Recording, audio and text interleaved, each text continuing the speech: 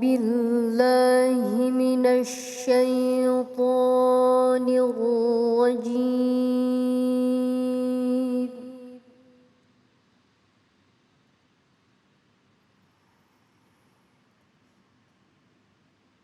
بسم الله الرحمن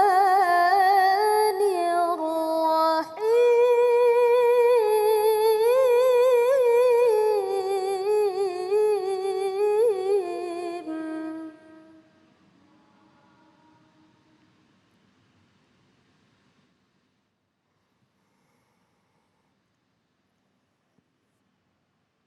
فآتاهم الله ثواب الدنيا وحسن ثواب الآخرة.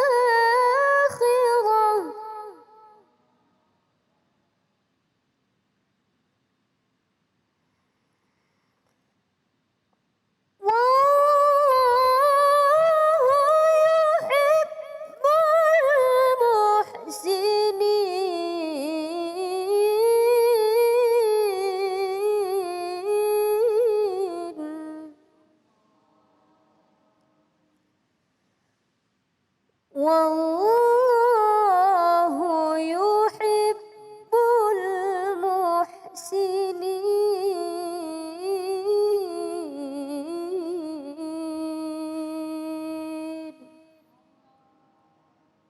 صدق الله العظيم.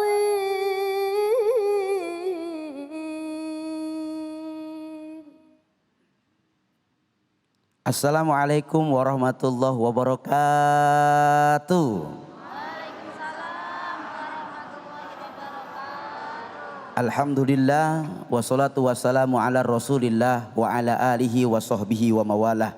Maha suci Allah dengan segala firman-Nya. Terima kasih Ustazah Anissa telah melantunkan ayat-ayat suci Al-Quran. Semoganya menjadi kebaikan buat yang membaca dan umumnya buat kita yang mendengarkan. Bu, bu, bu, bu, bu, bu.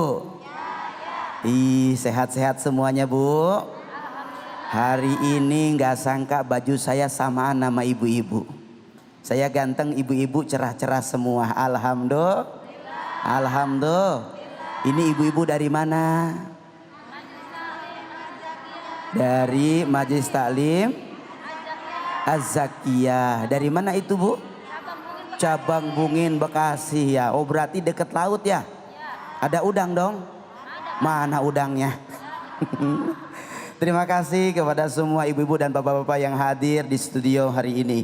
Alhamdulillah, saya hari ini kembali menyapa Anda semua dalam program Cahaya Hati Indonesia. Seperti biasa kita akan membahas tema-tema yang menarik bersama para guru-guru kita. Seperti pembahasan mengenai hal-hal yang mengurangi pahala ibadah. Ada juga perbaikan hidup dimulai dari subuh, waktu mustajab doa. Insya Allah tema-tema ini akan dibahas oleh guru-guru kita. Di antaranya yang hadir saat ini adalah Kiai Haji Nur Hayyid, Ustazah Sifa, dan Ustadz Amar Lombo. Buat para pemirsa di rumah dan penonton yang di studio bisa mengajukan pertanyaan insya Allah nanti kepada guru-guru kita semua. Bagi para pemirsa yang di rumah yang ingin belajar mengaji, kita ada segmen ngaji yuk. Insya Allah nanti bersama Kiai Haji Munawir Ngacir. Dan jangan lupa nanti disiapkan Al-Qur'annya masing-masing. Sebelumnya saya juga ingin mengingatkan kepada semua pemirsa, baik yang ada di studio maupun yang ada di rumah masing-masing, untuk tetap menjaga 5M, yaitu mencuci tangan, menggunakan masker, menjaga jarak, menghindari kerumunan, dan membatasi diri untuk bepergian. Mudah-mudahan kita semua diberikan kesehatan oleh Allah Subhanahu wa taala. Kalau begitu, langsung saja. Saat ini di tengah kita sudah ada guru kita, Kiai Haji Nur Hayyid. Assalamualaikum guru. Waalaikumsalam warahmatullahi wabarakatuh. Sehat Ustaz? Ya, guru, sehat ya. Alhamdulillah. Insya Allah guru kita hari ini akan mengangkat tema hal-hal yang mengurangi pahala ibadah. Silahkan guru. Assalamualaikum warahmatullahi wabarakatuh.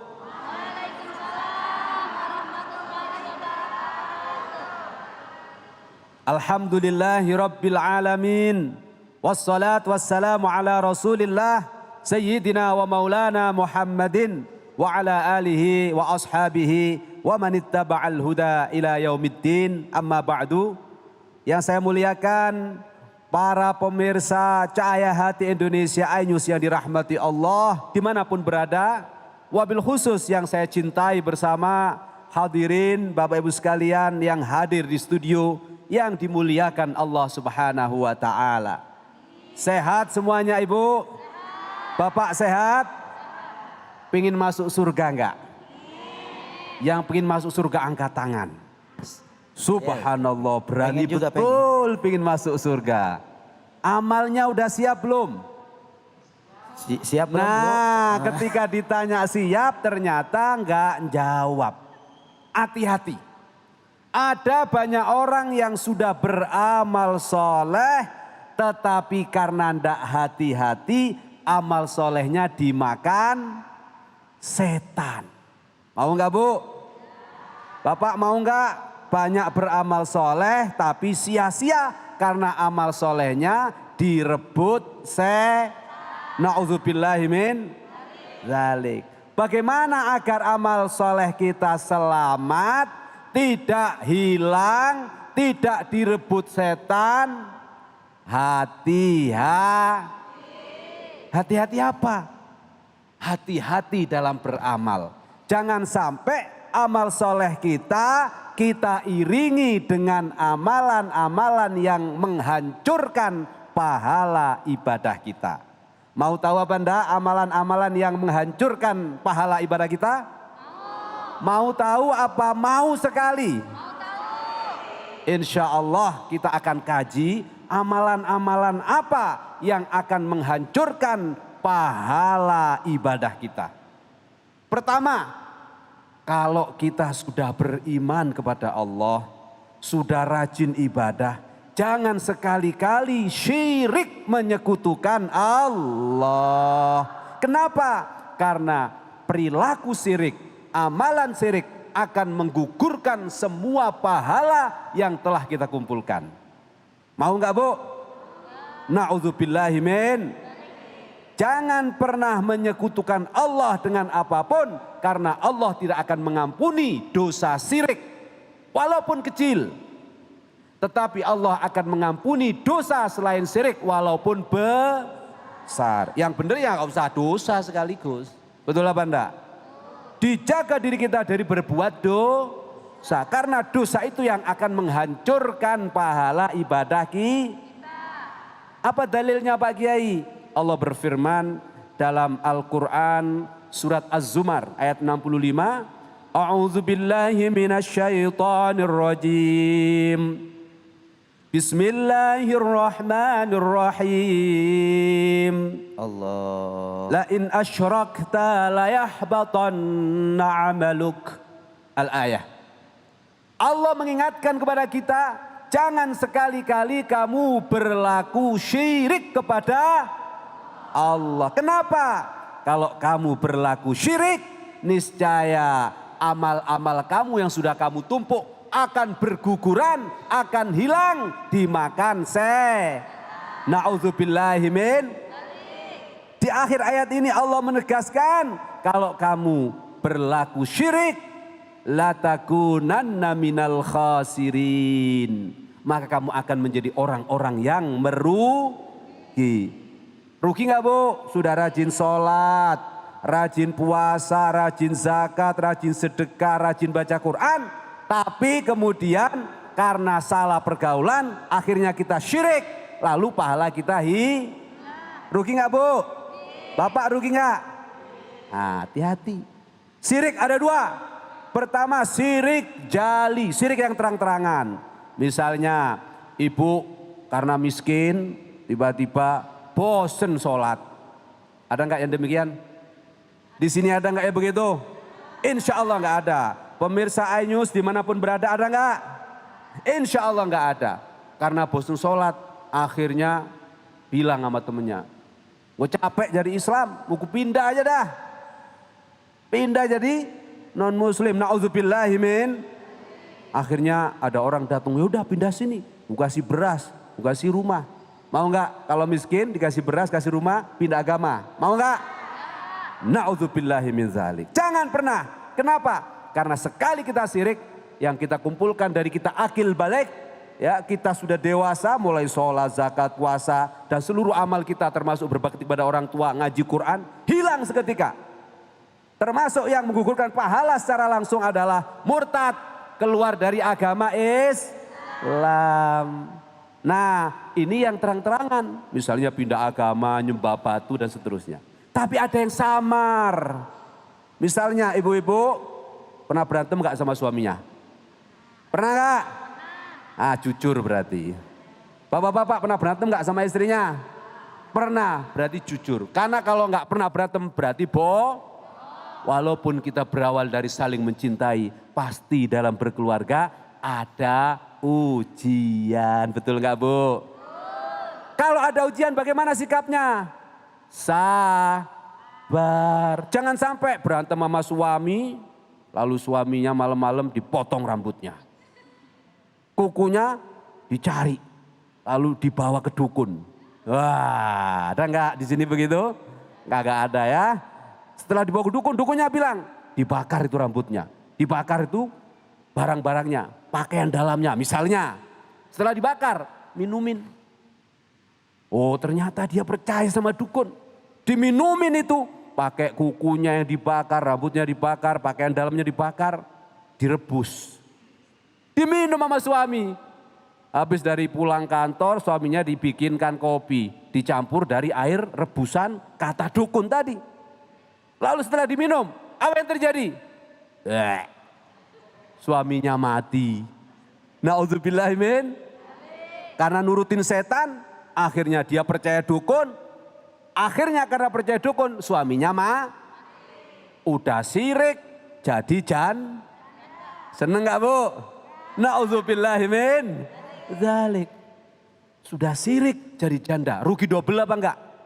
Rugi 2 kali. Nah, perilaku yang demikian ini tidak hanya akan menggugurkan pahala yang sudah kita kerjakan, tetapi akan menjadikan kita orang-orang yang dilaknat oleh Allah, dilaknat oleh bumi, dilaknat oleh langit, dilaknat oleh para malaikat dan seluruh penduduk bumi dan na'udzubillahi min. Jangan sekali-kali dikerjakan ya Bu. Pemirsa iNews, jangan sekali-kali dicoba. Jangan percaya dukun, karena percaya dukun itu bagian dari perilaku syirik kepada Allah. Ini yang pertama, yang akan menggugurkan pahala kita. Innallaha, sesungguhnya Allah, la yaghfiru ayyushraka bihi, tidak akan mengampuni perilaku-perilaku terhadap orang yang menyekutukan Dia. Tapi wa yaghfiru ma duna dzalik, Allah akan mengampuni segala macam perilaku dosa selain menyekutukan Allah. Maka Bapak Ibu sekalian, yang paling pokok dari cara kita menjaga amal kita abadi adalah jauhkan diri kita dari syirik kepada Allah. Ini syirik yang jelas. Nah ada syirik yang samar. Tahu nggak syirik yang samar? Riya. Ibu senang nggak kalau habis beli gelang tangannya diginiin, bunyi kerincing-kerincing, hati-hati. Ya. Atau ibu sholat gara-gara ada mertua, khusyuk, Allahu Akbar. Tidak ada mertua, sholatnya kayak ayam kelaparan, Allahu Akbar, Allahu Akbar. Itu syirik. Syirik apa? Syirik samar atau syirik khafi. Namanya riya. Nah riya adalah amalan yang akan menggugurkan pahala. Walaupun kelihatannya kita ibadah, tapi kalau karena manusia, bukan karena Allah, pahalanya dimakan riya. Jelas apa jelas? Nah yang ketiga yang menggugurkan pahala adalah hasud atau iri busuk hati. Tahu busuk hati? Hatinya busuk. Ada tetangganya beli mobil, paling hasil korupsi. Apa hasud itu? Senang melihat kesusahan orang lain, sedih melihat kebahagiaan orang. Nah Rasulullah mengingatkan, iyyakum wal hasud. Iyyakum wal hasada, jauhilah hasud. Fa innal hasada ta'kulul hasanat kama ta'kulun narul hataba. Karena hasud, iri, dengki, busuk hati itu memakan kebaikan yang sudah kita kerjakan sebagaimana api yang memakan kayu bakar yang kering. Sebanyak apapun kayu bakar dikasih api walaupun kecil, habis nggak Pak? Demikian pula sebesar apapun pahala kita, amal ibadah kita, tapi kalau kita iringi dengan iri dengki sama tetangga, sama temen, habis nggak pahala? Habis nggak pahalanya? Hindari iri dengki, insya Allah selamat sampai akhirat. Yang terakhir, cara kita menyelamatkan dari amal-amal yang menghancurkan pahala kita adalah jangan mengungkit-ungkit amalan soleh kita, amalan baik kita.